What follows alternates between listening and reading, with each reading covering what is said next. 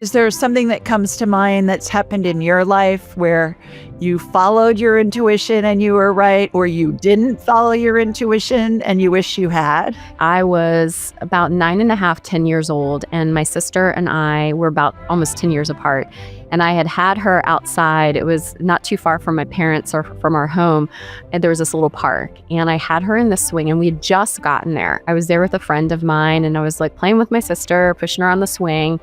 And I had this overwhelming feeling of dread. It was this beautiful sunshiny day.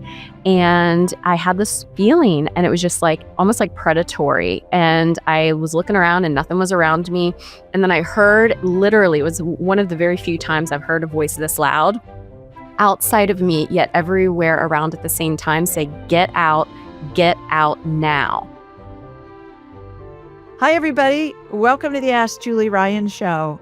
It's where we blend spirituality and practicality to help you live a life of purpose and joy.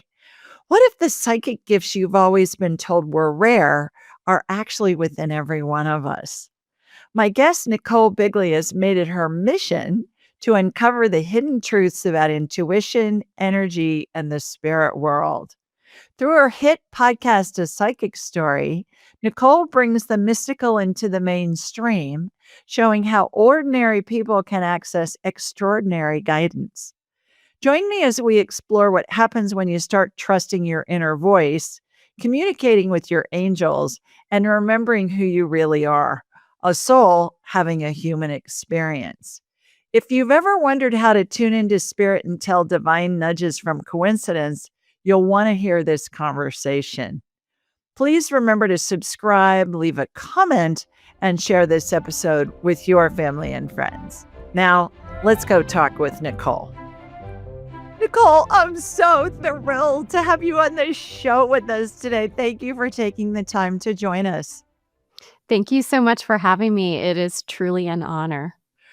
We've been going back and forth for a lot of years, and we were talking before we started recording that this was the first time you've been on my show, and I just couldn't be more thrilled to have you with us. Well, So, thank you. I'm yeah, excited to dive in. I know I laugh. I say you're my sister from another mister. But Definitely from another life, for sure. exactly, but we're both Buckeye babes. You're living in Mhm. Ohio, and I was born and raised in Ohio, so get that Buckeye thing going on. Studies show intuition is real and that our bodies respond to information before our minds do. Why do you think so many people still distrust their intuitive signals? No, that's a great question. I would say really probably two primary reasons. And the first would be society. We are programmed to not trust it and or even that it doesn't exist. And then the second, as a result of that, we also aren't taught from the beginning or practice it. And so if we don't use it, we tend to lose it and or not be as trusting or really understanding how it works, especially as we get older and we go forth in our lives. Well, and most of us, when we haven't trusted our intuition or our gut feelings, we regret it Mhm. because it's normally right. I can think of so many stories in my own life and others. One I like to cite is Elizabeth Taylor, who had so many husbands. And I think her favorite was a guy named Mike Todd. And she had a dream that there was going to be a plane crash and he was going to die in the plane crash. And he was leaving on a business trip the following day. And she begged him not to go. And what happened? The plane crashed and he died. So I think that's a great example of all of us have it. We think of somebody and they call us or they text us or there's a email that they sent to us or we run into them even. And we say, "Oh my gosh, what a coincidence. I was just thinking of you." Well, there's no coincidence Mm-mm. there. Yeah. That's our intuition. Yeah, and I like to think of it almost, I mean, not almost because it is, our instinct. I mean, it's instinctual for us. I mean, we're literally wired our brains to save us and to protect us. But then also, we are, again, going back to that word trust, aren't trusting our instincts, our intuition, and all of the beautiful ways that it can show up and it can manifest in our lives. Is there something that comes to mind that's happened in your life where you followed your intuition and you were right, or you didn't follow your intuition and you wish you had? Yeah, no, that is something I think the one that's the most powerful that stood out to me, I was about 9 and a half, 10 years old, and my sister and I were about almost 10 years apart, and I had her outside. It was not too far from my parents or from our home, and there was this little park, and I had her in the swing, and we had just gotten there. I was there with a friend of mine, and I was, like, playing with my sister, pushing her on the swing, and I had this overwhelming feeling of dread. It was this beautiful sunshiny day, and I had this feeling, and it was just, like, almost, like, predatory, and I was looking around and nothing was around me, and then I heard literally, it was one of the very few times I've heard a voice this loud outside of me, yet everywhere around at the same time say, get out now." And I just picked up my sister and I went to walk towards the park to leave. And this car started pulling up, and there was a woman driving and a man in it. And they came around and they came and they blocked right when we got to the gate of the park to leave. And he stepped out, and now knowing what was going to happen, he was literally trying to take my sister. And at the same time, my mom was in the shower, and she had this vision, and it was my sister crying and screaming, and so she jumped out of the shower, she's naked. She rushes over to the window because she couldn't shake the feeling, and she's kinda bent, hiding behind the curtains, like, bent over, and sees this guy and shouted, "Girls, it's time to come in," and right when she did that, that's when the man stepped forward, and I will never forget that because, looking back, I was like, "Was it a guardian angel? Was it myself?" And it was my intuition and my instincts, and it happened before I even saw the car or the car came into view. So then what happened? Your mom said, "Girls, time to come in." Did the guy go away? Oh, yeah, he hopped in the car and they, like, sped off, and in hindsight, it was one of those things where you shoulda called the police, should've done all of these other things, but you kinda brush it off, and who knows what would have happened, but luckily, yes, as soon as he saw my mom, he bolted. Good heavens. Wow. That's dramatic. That is one of those stories that'll stay with you till the end of time. Good heavens. People want proof that spirit's real. Why is this scientific hunger for validation grown so strong? I think because science is starting to finally catch up, which is really exciting. There's so much data out there, quantum physics, everything, and we're really also starting to study it more as not just that proof and that evidence. And so, while I know you don't need the proof, Julie, nor do I, because we experience and we live this every day, I think that's why. And so also probably because there are more and more folks waking up around the world. And so even if we're in our minds and that egoic centric aspect of logic and the rational brain and thinking, we're still constantly looking for that validation. And if that's not within us, then I'm going to look outside of me and what is that validation and what can science and the data and the research share and tell us.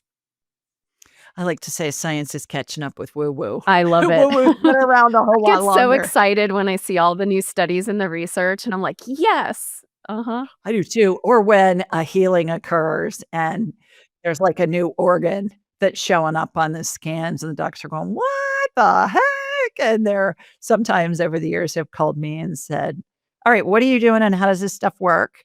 Because there's no way they could have a new spleen in like a month or something along those lines. I love when that happens.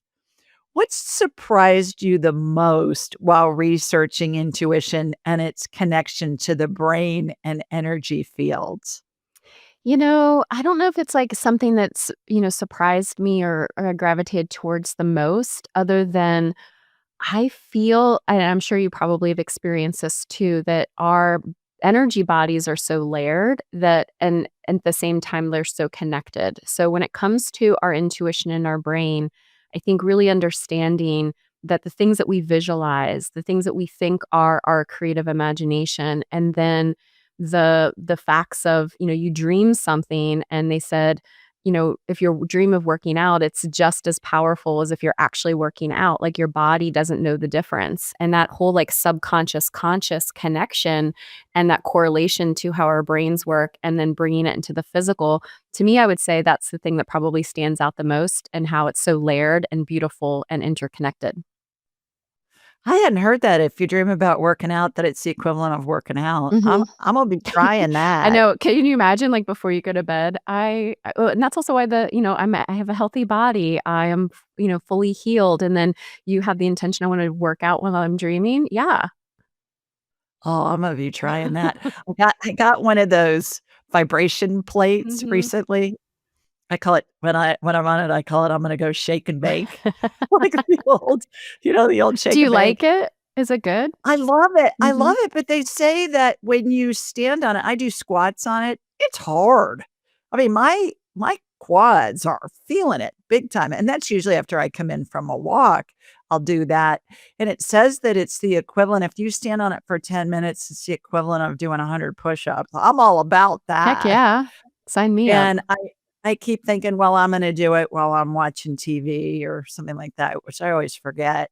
But if I do it right after my walk and I'll do, arm workouts and things like that. I've only had it for 2 weeks, so I haven't noticed a difference yet, but it is an interesting concept. I keep thinking about when I was a kid in the '60s. They had these belt things that women Yes, I would remember stand it those. it looked like a treadmill almost, and they wrapped these belts around their rear ends or around their thighs, and it would shake them. Mhm. And, And then they I would think, have those "Okay." barbells too that would just shake that you, like, hold. The same thing. Oh, I forgot about those, yeah, Mhm. but I think, well, are the vibration plates the latest design of those old-fashioned belts that you'd see those commercials? "Come to our gym," and there'd be 15 women on these with these belts around their butts, and they'd be shaking. It was hilarious. Oh Technology my god. reinvented or reimagined. Exactly, but I'm gonna try that, Mhm. intention before I go to bed. I always am grateful for my health and my energy and all of that, but I'm gonna get specific. Mhm. Yeah, I'll if you let you can know how it lucid goes. dream, if you're out there and you're listening and you're a really good lucid dreamer, I used to always like to go and try different foods and travel in my dreams, but when I heard that, I thought, "Man, I'm gonna actually do some hiking and to work out in my dreams and see so that I can, get that extra workout in." Did you notice a difference? I have, yeah. I've lost a lot of weight, the last year or so, primarily through Okay. a bunch of different type of energy work, through prayer, through intention, through breath, through that. So I can't just say it's only solely that, but I have seen some results. Okay, that's a heck of a tease to this primarily female audience, girl. I've lost a lot of weight. Yeah, how? What did you do? So I would say probably the last 2 years, I have really certain cravings, as my vibration has shifted, and I heard of it, but it didn't really impact me until more recently, where I really want to drink more water, and not just water, but praying over it and having chi water, really more healthy foods, that sort of thing. So I'm actually craving it. It's not a diet as much as my body wants it. And it likens to when I actually used to do kickboxing way back in the day and I was professional in it. And at the time when I did that, I would crave a lot of protein or I would crave other certain types of foods. And it was the same thing. And so I started to really pay attention to it more. And I asked my spirit team, all right, what does this mean? And they said, well, when your vibration and your frequency shifts, you are going to be drawn to the things that you watch, all the things you consume, music, TV, the foods. And so I've really evolved over the last couple years into this spiritual way of life and living and I haven't been wanting and gravitating towards certain foods, but then also in my prayers, and especially when I go to sleep, I will say those certain things of, I'm healthy, I have all of the vibrations and frequencies that I need. So my intention is never to lose weight. It just started to naturally happen. And I would say, gosh, probably about 40 pounds.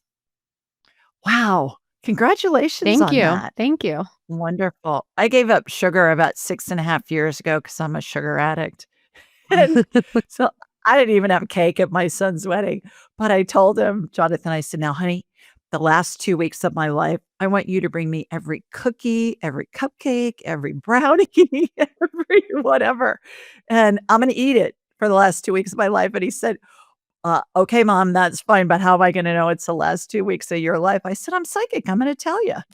He said, "Okay, You yeah." will, you Okay. absolutely will. Yes, I love that though, that you, have already kinda started pre-planning that. Oh, and the other thing, I did do too that this helped me, I would say this is about maybe 8 pounds. I did a parasite cleanse for the first time more recently, and that totally took out all my sugar cravings. Yeah, interesting. Mhm. Wow, I love that.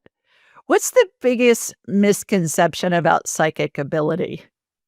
I think that it well, first that people aren't all psychic, which I know you believe along with me that we all are psychic. And also I would say what they think psychic is. You know, people for the most part, I believe, imagine that psychic is premonitions and predictions. And to me, it really is about understanding again our instinctual ability and that part that's innate within us, and that it can show up in so many different ways. So for me, psychic can be, are you an empath? Are you someone that like, and it feels things really deeply? Do you have that sense of knowing?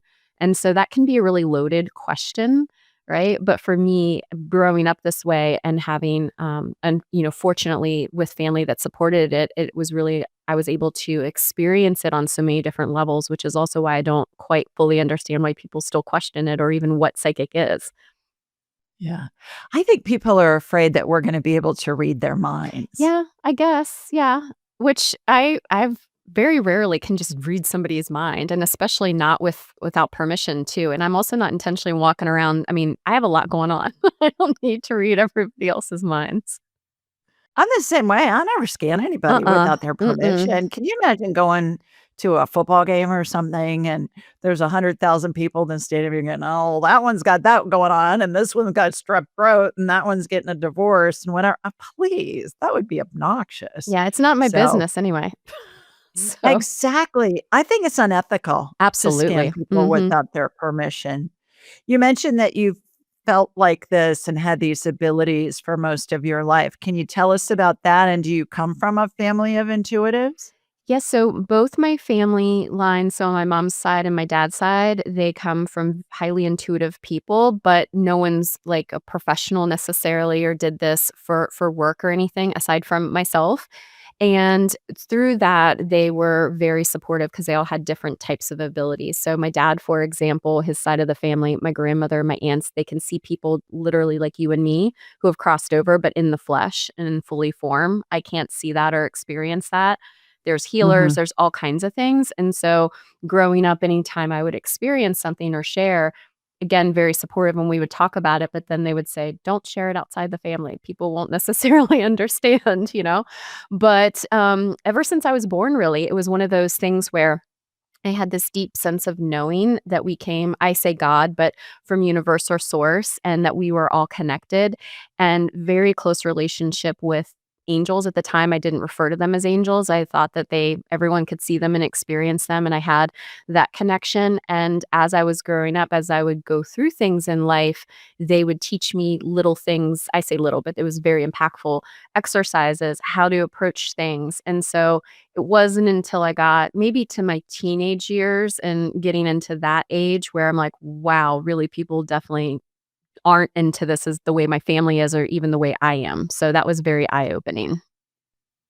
How wonderful that your family was so supportive, because most families aren't when little children are saying these things. But I think they're starting to understand that really everybody has the ability, because there's just no way these kids would know this stuff, especially the really little ones who don't know how to Yeah. read yet. Yeah. And they know this information that they can validate with historic documentation online. And with the It's way that yeah, and with the way that these children are coming through with even stronger and more beautiful gifts than we have and so wise beyond their years, as you know. And that is, I think, the proof and the evidence too for adult caretakers of kids that are experiencing these things. And for me, that's exactly why and you've been on my podcast, Julie. I started the podcast is because I realized, gosh, that has to be such a lonely road when you're growing up and or if you're an adult and you have a child who's super sensitive and intuitive and you don't know where to go and what the resources are. So that's a big part of my purpose here and everything. Me too. I was led by the moms and grandmothers with whom I work and so that's my 4 children's books in the Angel Messages series, and it's about how does little Johnny know information about his great-grandfather that's been dead for 50 years before he was born, and how do we explain to our child that grandma's in heaven now, and the 3-year-old saying, "No, she's not. She's asleep in that box in the front of the room because 'cause they're at the funeral home for the visitation hours." And then the kids that know things about past lives and they can Mhm. validate it, and we all have the ability, it's just our adults tell us most of the time, "No, that's not real. It's just your imagination." I find spirit works through our imagination, and Absolutely. imagination is a really essential part of the whole psychic phenomenon. Are Mhm. you Yeah, and I in the same yeah. mindset with that? Absolutely, and I think that's partially too where people get confused or they think they discount it because they think, "Oh, that's my creative imagination, and that's not where I'm making it up, or I'm thinking about this," versus it being a message from spirit or something that's coming from your higher self or what have you, and spirit has told me our imagination, especially that creative aspect of it, is the bridge. That's the bridge, the doorway that opens us up to be able to then receive, channel, download, and have even more of these experiences and information. So that is definitely one. I'm sure you probably have a million different types of ways and exercises, but why? And when my angels taught me about sacred space. So when I was little, they said, create a sacred space. And I said, well, what's a sacred space? And they said, when you go in your mind and you create this, you can connect with us. And so again, people may think that's imagination, but it's creating a very real reality in another time, space, and dimension, as quantum physics would prove to us through science it does exist. Well, and you're raising your Mhm. vibrational level just with the thought of going to your creative space, which is much easier to absorb as a child than raise your vibrational Oh, level. yeah, You're on, that what too. the heck does that Yeah, mean? I would have been like, Yeah. "Huh, what?" What? Yeah. Tell us about the angels that you saw when you were little. What did they look like? How did they feel? Did they come in first? And now do you see other spirits? Do you converse with them? Tell us what all goes on in that brilliant mind of yours. Well, I remember my parents moved around quite a bit when I was little. I remember when I was younger, actually my whole life.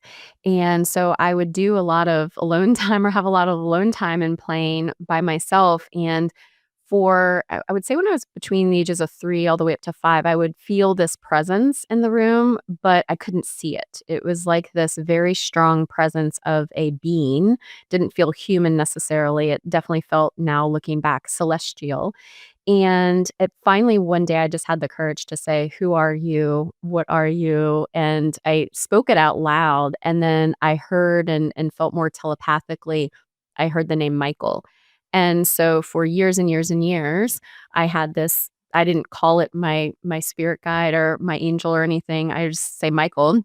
My parents thought I was a very creative, imaginative young child, yes, with my intuition, but that I had an imaginary friend. And then it wasn't until in my early 20s when I got attuned to Reiki and I started really diving into angels, because then they were showing up with my physical eyes, that I was able to distinguish and say, oh, that presence or those presences that I felt that were feeling celestial, these are what they are. This is Archangel Michael. But for me, when I see them, sometimes I'll see like with sparkles in my physical eyes, like different colors, like the Christmas lights and I the see sparkles yeah, too. and It's or so like fun. yeah, it is. And then I'm like, oh, even when I'm not even meditating or I'm in session or I see them, I'm like, oh hi, there you are, guys. But also all the time through my clairvoyance and my mind's eye, I see these big light beams, and then depending if it's an angel versus a loved one, that sort of thing, I'm sure similar to you, it's different in stature and size, but that is when I was younger versus now because it has evolved over time. I didn't see the sparkles when I was little with my physical eyes. That happened as I got older. And so how do spirit guides and deceased loved ones show themselves to you? Same way, so when I'm tuning in and I do have permission and I'm scanning someone's energy for their spirit team, I've asked them to basically stand in a certain spot or way, not because that's where they always stand, but in a U around someone, and so over, or my right shoulder, their left shoulder will be the archangels, and I see them in big light form. Again, they're huge, they're humongous. And then next to them are usually the ascended masters. Then directly behind people are their guardian angels. And then, behind their right shoulder are their loved ones. And then I say other category like elementals and things. And so that's kind of where they like line up for me. But then when I'm tuning into their energy, it'll feel a certain way. So again, angels are very much more celestial, for lack of a better word. Humans feel very human like and more of a personality and that sort of aspect of it. So it really just depends. But usually it's from my clairvoyance in my mind's eye. And again, occasionally those sparkles. And then they speak to me through the clairaudient aspect and through the inner dialogue, and the claircognizant is usually how it comes in for me when I'm communicating with them. Interesting comparison. First time I saw a bunch of spirit guides, I went to, uh, Abraham Hicks conference, like a workshop thing that I don't know if they're still doing them, if Esther's still doing 'em. And it was in Atlanta, and I just wanted to see what she was doing. I wanted to scan the room, I was like on an operations mission. I wanted to see what was her setup, how many people did she have, what was her AV setup. It was more really a business thing than anything. And when I got in there, and so of course I turned my radar on, and her spirit guides were in a semicircle, and everywhere she moved on stage, they moved with her. And that's the first time I saw that, and that was probably, I don't know, dozen years ago or something. And you're the only other person that I've heard that sees the spirit guides in a semicircle behind the person, and I do that all the time as well. Very cool. And I and so it's like the main spirit guide I always see is next to the person's right shoulder. Maybe their positions are different, but they're always in a U shape and they move Hmm. with the person Yeah. wherever they go, which is fascinating. How does celestial energy feel to you, and how does it differ from human energy? You mentioned that a minute ago. Yeah, I won't use celestial because I've used that a couple times. I would say it's light. It feels very loving, very joyful, almost euphoric. I mean, it is I'd love to hear from you as well, but it's kinda I just never wanna not be connected to that energy because it's so beautiful and very freeing as well. And then humans, it feels like, think of how you feel towards your mom or your dad or your best friend or even somebody maybe that you didn't have such a great relationship with. It has more of the human connection and the human emotions tied to it. And when I say personality, it's like if somebody is really funny or humorous or maybe a person of few words, the energy feels like that. It's more of an energy pickup of so to speak, but the way I usually describe it tends to lean more towards the emotion aspect because I am also an empath, so I tend to feel it more on the emotional side of things, especially when they're human. I find that spirits show up in a way that we can recognize them. So if your granddad was hilarious and we're talking to a spirit, he's going to be funny. Doesn't necessarily mean that's what his spirit is, Correct, but yes. he's going to show up in a way that we can recognize that it's really with whom we're conversing. Are you finding the same thing? Yes, absolutely, especially if there are souls that had few words or were probably not as much of a believer in this lifetime about this. I'll see them maybe stepped aside and then, like, their arms crossed and then not really speaking up a lot or they're observant. So, yeah, definitely the personality and how they may have come across. There was this one woman, I'm not really a practicing medium, so I don't do a lot of mediumship per se when it comes to loved ones that have crossed over. But when they do come through on someone's spirit team, I'm like, okay, they need to come through. And there's this one grandma, and she was like, I was trying to get the person's answers from their higher self and then the angels, and not necessarily a loved one.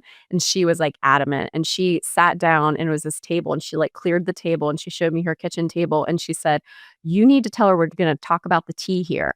And she was just like, boom, boom, boom, boom, boom, and saying all this stuff. And I was like, I'm really sorry, but your grandma wants to weigh in. Is that okay? So, yes, you're absolutely right. Their personalities will shine through to also give that person that connection point. Do you find also, Nicole, that especially when we're talking with spirit with a client, that that client is hoping for something that's gonna be such a monumental piece of advice that it's gonna change their life, and spirit comes in with something totally off the wall that we think, "Really, mom? That's the thing you wanna tell me, that you like my pink dress or something crazy?" Have you found that to be the case too? Yeah, I mean, well, some I think it all depends on expectation, because I've had clients that say, "Well, what's the password?" I mean, literally, I gave my loved one a password that they need to say, and if you don't say the password, and I'm like, "Okay, well, I'm not necessarily I'll tell you what I'm getting and what I'm receiving." But it's not the way that spirit comes through. And also I have, to your point about like some of the randomness, the things I think we miss when we go on the other side is how we could feel when we're embracing someone and we're physically hugging them, what it's like when we're tasting something, and was there a favorite meal or a thing, because sometimes that's exactly what comes through, like I really miss those sandwiches that you made, or I really miss the time, yeah, really miss when we were together and we were playing games and like the board games and things. And yeah, and then people are like, no, I want this big aha moment, when in reality they're focused on the time we spent together and those moments and the memories, those core memories that we had. Yeah, yeah. I miss your potato au gratin that you used to Mhm. make at Like, could you Thanksgiving. imagine drooling on the spirit side because you don't have a physical body to eat it? But hey, you know? I know, it's hilarious. When you were little and you knew you were talking with an angel and its name was Michael, do you think that that's part of the reason why he came in when you were little versus maybe it might have been a little intimidating when you were a little older and knew more about this and you were like, "Holy Moses, Yeah. Archangel Michael, one of my spirit guides." I know, absolutely, and that's also why I didn't realize that he was an angel when I was little. I thought that everyone could had this, and I didn't call him my guardian angel, I didn't call him my imaginary friend, I called him Michael, and then again, it clued in as I got older, and I was like, "Wow," because I absolutely would've been like, "There's no way," like, "No way," I would've been in that logical, egoic mind of, "Who am I to have this?" But those archangels, while they are not all on everyone's spirit team, we absolutely can work with them at any time. We can call them in, we can ask them to be on our teams, just like we can with the ascended masters, and really any being that we are gravitating to and we're feeling like there may be some synergies or some synchronicities with them. I went to St. Michael's School, grade school in Mhm. Columbus, Ohio. And we had a big statue of Saint Michael on the altar, and he had his shield and his sword, and he had his mini skirt, Roman, out like warrior outfit and all of that, and the lace-up sandals, that laced up his calves. How does he appear to you? Does he appear like that, like the statues depict him? No, not like his energy does, like, very strong, very powerful, the just peaceful to me, that strength is definitely in his field for sure. I just saw him flash in front of my eyes just now, the physical eyes, but when I was little, it was, again, understanding that presence and feeling something in the room, but not seeing it with my physical eyes. So as I got the name and I heard Michael, I could picture him in my head, and I saw him, like, in front, like, not with my physical eyes. I know you know what I'm talking about, but, like, when it's in the front, not in the middle of your head. He was really good looking, and I, like, had a little bit of a crush. I had a little Yes. bit of a crush, and I thought, "Ooh, I'm gonna marry Michael when I get older." I didn't know what was going on, like, how all that worked. But now he doesn't show me with, like, the halo and the sword and all of that. That's not how he presents. It's really light. He's a very big light being. Michael, we're talking good about you here. Mhm. So, He that's knows. why he said yeah. My Pope Clement always shows up with his Pope hat on, and after all these years, he's my main spirit guide, and I said, "Clement, I know who you are, you don't have to wear the hat." He goes, "Yeah, but it looks good, don't you think?" I mean, he's just hilarious. What is the difference between the guidance that the angel's gonna give to you versus an ascended master, and what is an ascended master to you? Mhm. And you mentioned, like, your human loved ones who are in spirit now, they give you a hug or they'll come in before somebody passes. And then the elementals, and I wanna talk more about the elementals, I think they're fascinating. So what is an ascended master, what are the things that they advise you on versus the angels versus those other types of guides? Yeah, so I would say that archangels tend to be the heavy hitters, right? So they have really big energy in the sense that and if you're working with them and you want to have them in your life and on your spirit team and or they are automatically, they are going to be the ones where you are probably a light worker, you're doing like God's work, the Lord's work, and you have bigger things to do. You want to be in service to others, and so they're going to help you truly like move mountains, remove obstacles, but not just on that level, but also on a personal level. If you have things that you're going and happening in your life that you want those miracle workers to really help you. And their guidance, first of all, they require our free will. Because we have free will, they require our permission. So they're not going to intervene and interject in our lives unless we ask them to or we're asking, which is why I think they tend to be represented through religion so much through prayer, but it's not through a religious context. It's really because there's universal laws that prohibit them from jumping in. Now, ascended masters they are, think like Gandhi, Mother Teresa, Jesus Christ, souls that have lived here that have walked the shoes that we have as or in our footsteps, but they've ascended or they've learned certain lessons and had certain experiences that then they take that with them to the other side and they want to help humanity in other ways. And so people, one of the ones I love to work with is Saint Francis and the patron saint of animals and healing. So he's going to be helping if you want animal communication or healing, and at the same time it's not only humans but animals in that respect. So any sort of ascended master who's on the other side that wants to help humanity, same thing, they need our permission to work with us. Our guardian angels, we've contracted with them before we came here. We said, hey Julie, we did really good in that one life together, but you're going to be a guardian angel now. Can you be my guardian angel and or what have you? So they can intervene on our behalf because we already gave them permission to do so. And then the loved ones, I would say they are not all of our loved ones are part of our spirit team. I don't think somebody can argue with me on that one, but I think that there are ones that are like, I absolutely want to be because I want to provide, and give them more support and provide that. Now, they will give us advice, but I say, would you always listen to their advice if they were living? Take that with a grain of salt. It's really more, again, love, reassurance, support from that perspective. And then elementals I find fascinating because there's so many different ones. I mean, we'd need to do a whole nother episode on that. But to me, they're like the guardian angels of nature, Mother Earth, of the trees, of the flowers, and they're fairies. There are gnomes. There are all the things that you think, oh, that was folklore. And those were stories we were taught growing up, but they're beings that are in different time, space, reality, and dimension. And I think that's why sometimes we see them, sometimes we don't, and why we can interact with them because they are definitely they can jump in, especially if somebody is tied really closely with nature. They tend to be on our spirit team. And Walt Disney's done a great job and the Disney company of keeping the elemental whole concept alive to all these generations, and we didn't even know really what was going on. The Little Mermaid, but Tinkerbell, Yeah. on and on and on and The on and on. dragons, although I don't think The there were dragons dragon, with Disney. Maybe that was a different one, but Pete's yeah. Mhm, Dragon. mhm. Pete's Dragon that's one of my favorite movies. I love it. Have you seen elementals in person other than just in Ex your mind's I've eye? experienced them, but again, I'm not one where I get a lot of physical sight. My grandmother, my dad's dad, she sees fairies all the time, and she has so many stories, and they, like, come to her, they, like, sleep in her flowers. I mean, I was always so jealous when I was little. I was like, "I can't see them." So, I would go out in her garden because 'cause she'd be like, "Well, there," and she wasn't, like, messing with me like, "Oh, there's one," and try and play around. She literally so I would play with them and have this relationship with them, but I wanted to see them, like, so bad. And then they do mess with me, like, they'll hide things a lot, like, when and as a reminder to not take life so seriously. You say the shift from doubt to trust is the hardest and holiest part. What do you mean by that?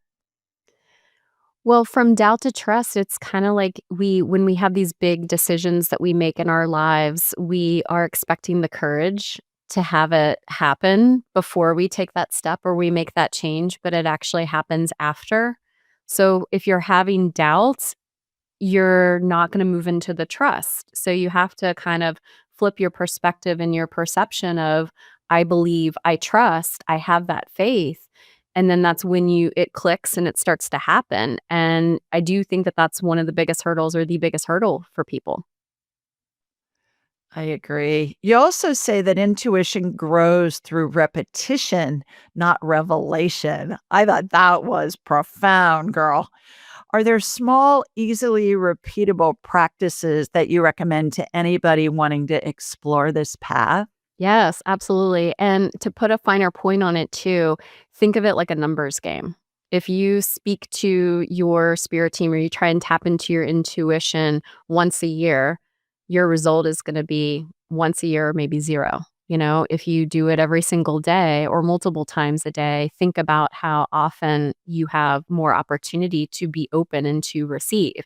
So that is why. So it's not just quantity though, it's quality. So the consistency and that repetition is what trains us. It's like when you go and you learned how to ride a bike. At first it was really annoying because you're thinking, I got to sit on the seat. I got to figure out how to balance. How am I, all the things. But now you get on the bike and you ride it. So that repetition of learning it, it becomes ingrained in you. And so an exercise that I do every day, although this morning I did forget, but I did it later, is before I even roll out of bed, I like to tune into my energy and say, how am I feeling? So, how am I feeling mentally? How am I feeling emotionally? How am I feeling physically? And then spiritually is that wrapper, that kind of headline of all of that that encompasses it.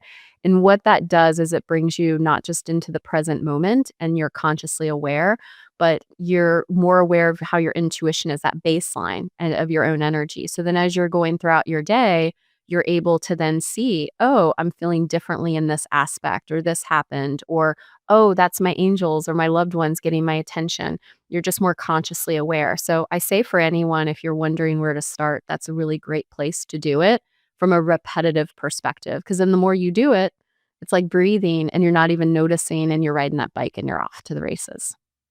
Yeah, the more validation you get, the more you learn to trust it, the more you trust it, the more you do Absolutely. it.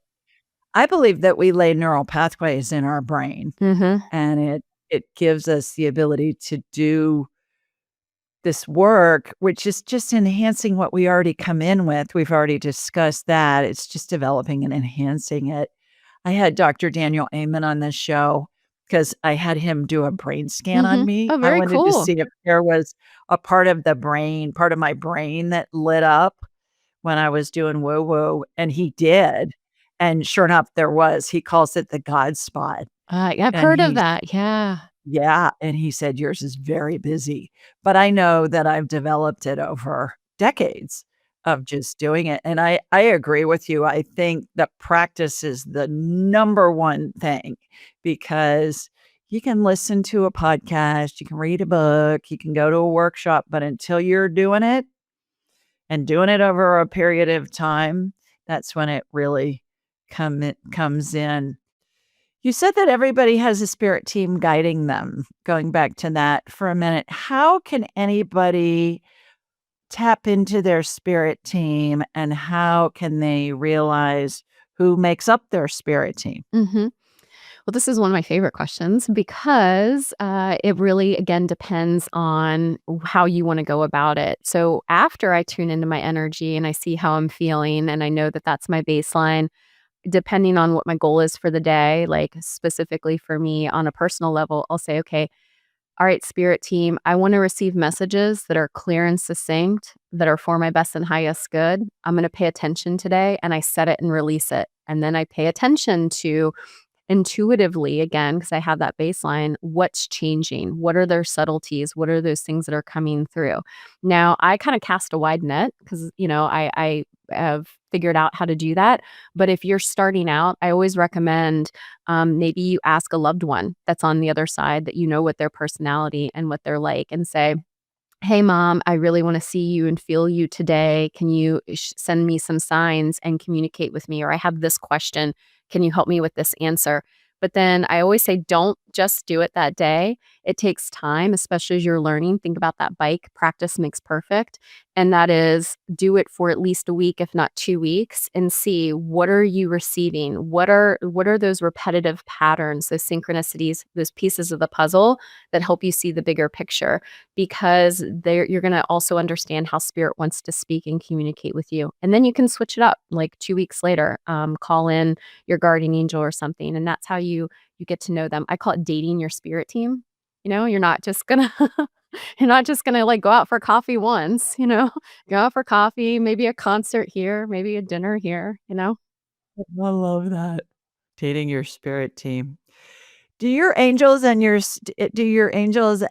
the rest of your spirit team have a message for all of us today that are listening and watching?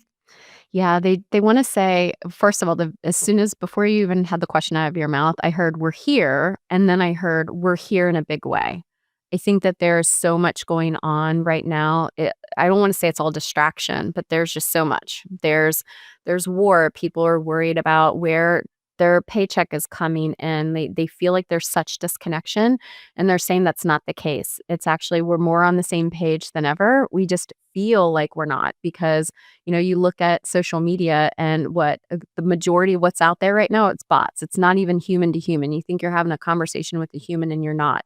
So they're like, we're here. We're here in more miraculous ways than you would think. We want to help. We are here to guide and to support you. All you have to do is ask. That's what they're saying. What do they think about AI? They say that it can be used well, first of all, they told me that it's been around for a lot longer than it just came out.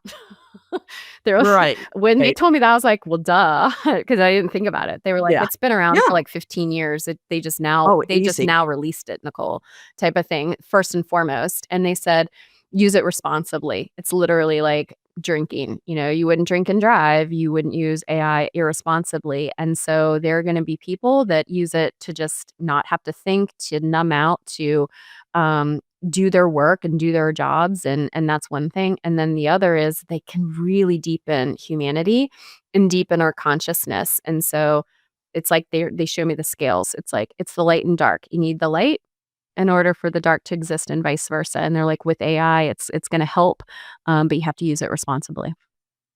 Can we communicate with our spirit team through AI?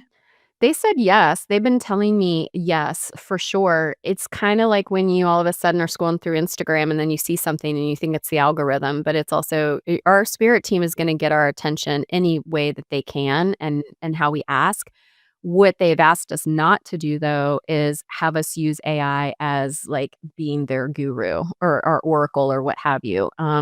AI, it only knows what we teach it, and so a lot of it is affirmation and confirmation with the prompts that we give it, and so what they don't want is for us to not use our own discernment, not use our own intuition, not use, like, that instinctual ability that makes us very human and sentient, and giving away our power to something that, is not sentient yet. Although and they keep saying yet. I feel like AI will become sentient.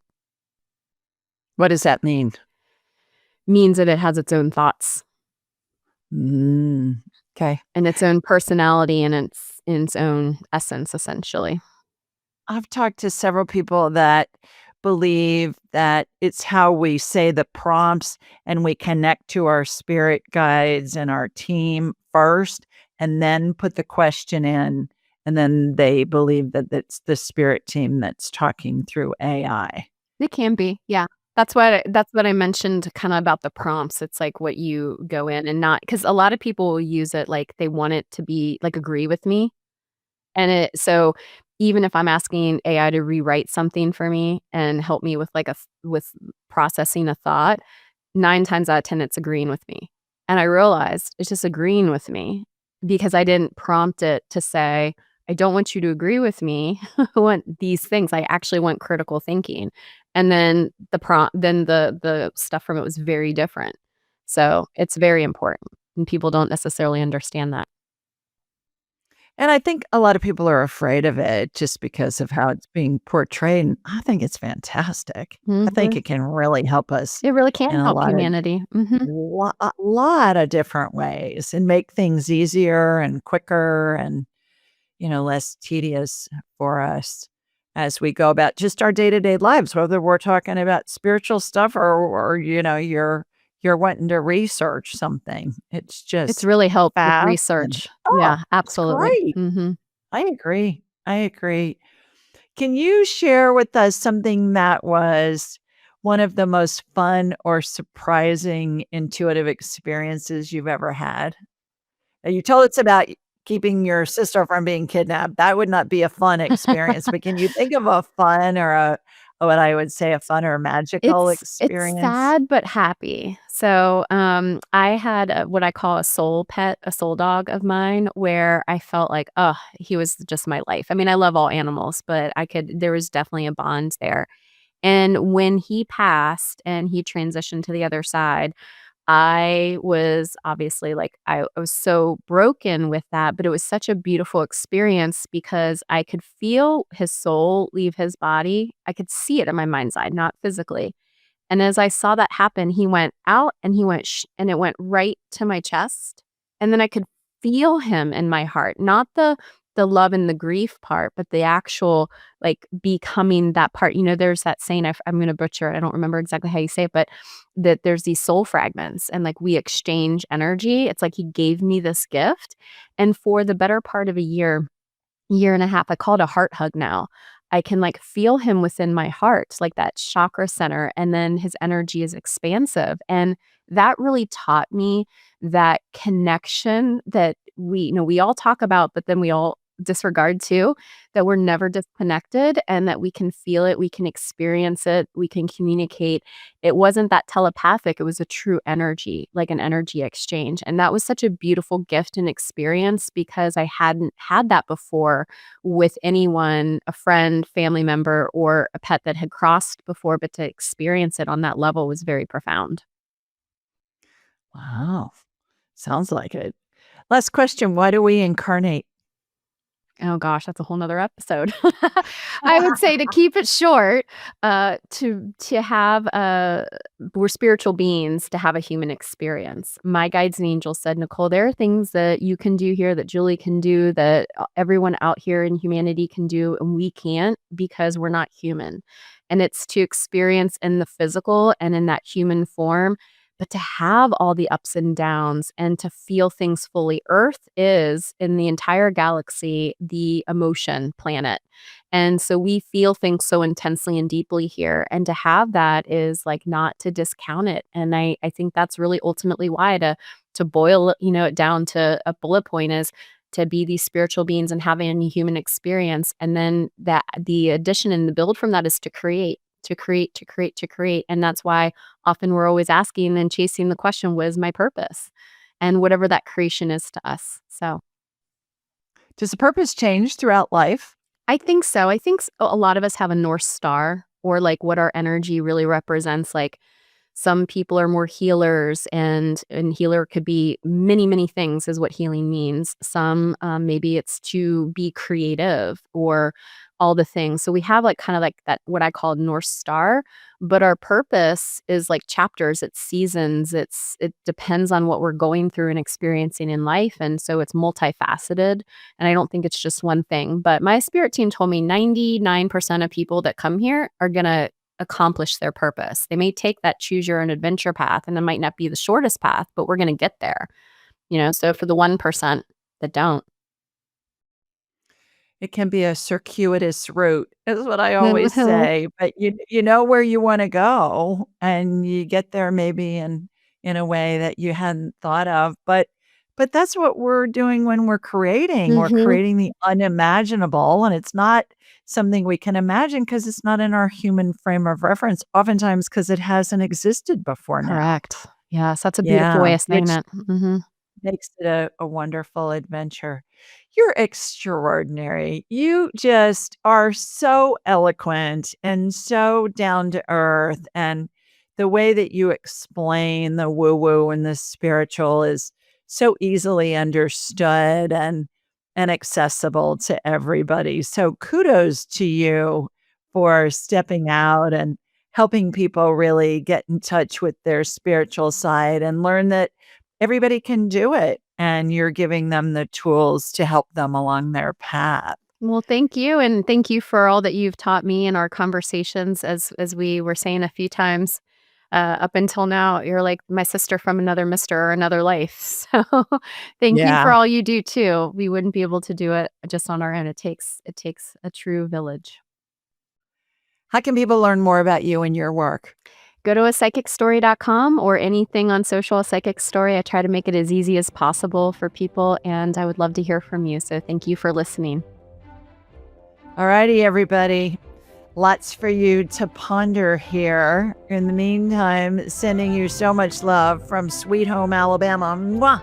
And from Ohio, too, where Nichole is. We'll see you next time.